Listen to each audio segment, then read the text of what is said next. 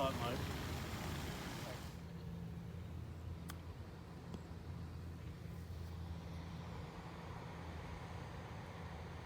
Oh, great shot. Well done. Great shot.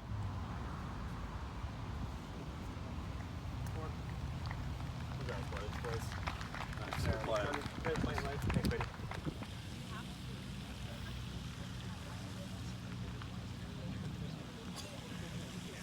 Okay.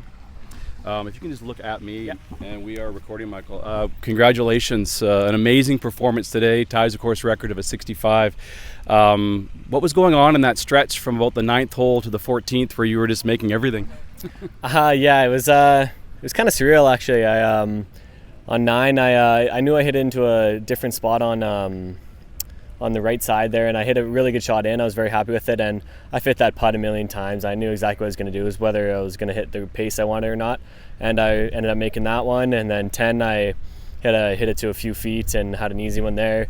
11, I hit into a very good spot down the left, my favorite spot because I'm a draw player, so I get to kind of hook it around those trees there, and ended up hitting it perfect there as well, and a few feet made the putt. And yeah, just from there, stuff just started going in. I was hitting good shots and hitting good putts and just felt really comfortable out there and took advantage of it.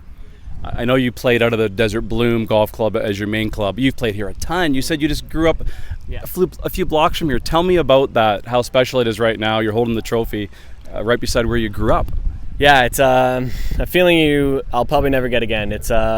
We're very lucky that we were able to play this year with all the stuff going on, and I'm really grateful. I had this marked in my calendar for a long time, but yeah, I've been a member here for a lot of years. Just recently have been playing a little bit more at the Bloom, and yeah, to literally be a couple streets over, waking up in my own bed, coming down here and feeling at home, it's quite the feeling.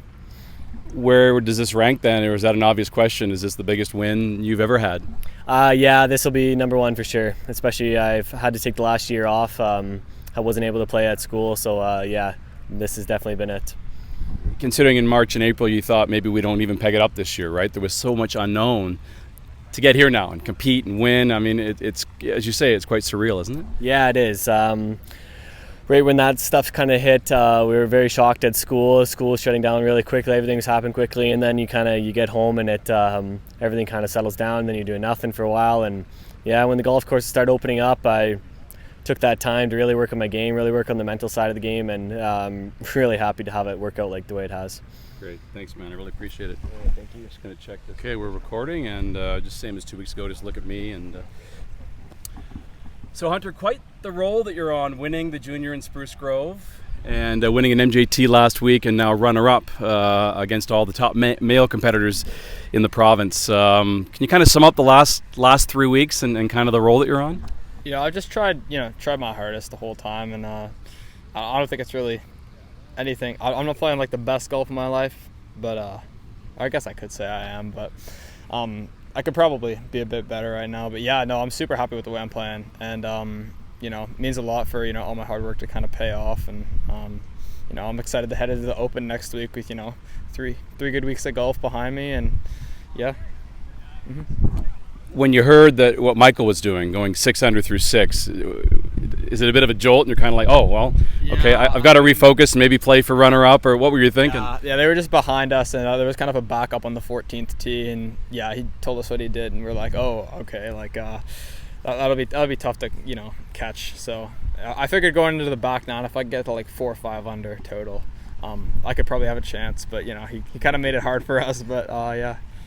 Mm-hmm. What are these experiences like for you, playing in an event like this, against some of the veterans that have been around Alberta golf for decades? And is it kind of cool to get to know them and compete against them and show that, what you've got as well as a teenager? Yeah. So yeah, this is my first Alberta Am, and it was a blast. I met a lot of people, and yeah, hopefully those friendships last a while. So yeah. Mm-hmm. What do you think people will be saying back in the clubs you play at in Calgary? I guess the Calgary Golf and Country Club and with the Glencoe as well. Well, I hope they'd be happy for me, but yeah. So yeah, they've been super supportive of me, for the last few weeks, and I appreciate that a lot. So, what do you attribute your great play the last 3 weeks to? Is there any part of your game that's just better than it was before COVID hit? Yeah, I'd say probably my putting.